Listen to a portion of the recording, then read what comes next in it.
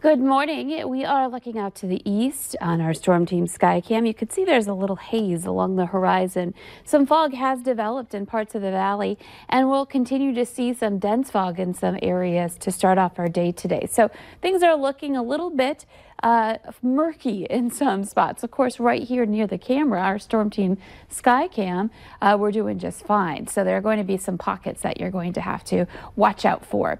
So here's a look at our temperatures from Halloween. It ended up being, again, quite cool, as we were talking about yesterday up in the north and east. High temperatures in the upper 30s. Fargo got to 47. A couple of places down in the south and west hit 50. It was a nice day, but it did get a little chilly as we headed into the later evening hours last night for trick-or-treaters. So hopefully everybody stayed warm.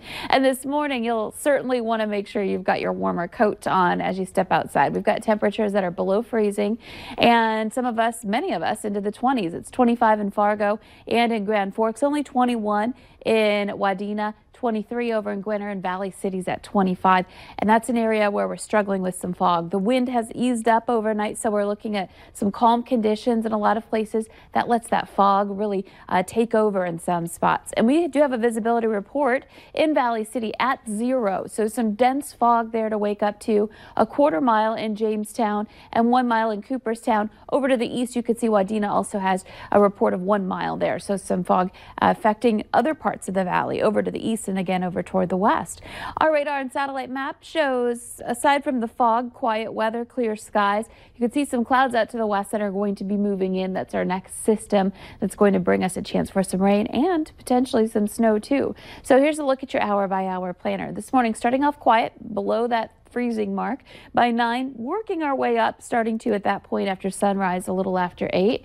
And you can see some moisture starting to move in already in our eastern parts of North Dakota. A few areas of rain and maybe even some snow by the time we get to the lunch hour. More rain starts to develop as we head into the afternoon. You can see it spreading eastward too. Temperatures ranging pretty similar to yesterday. Upper 30s in the northeast to some upper 40s in the southwest.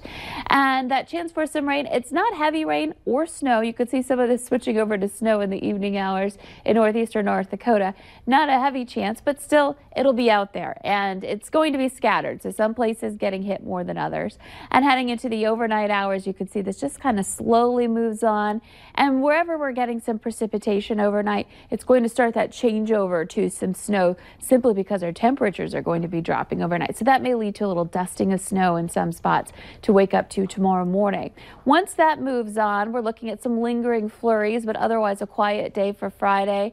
We're going to see those temperatures even cooler, some 30s to some low 40s for your highs for Friday, with some light wind and some places that are getting sun, others that are stuck under the clouds for the day.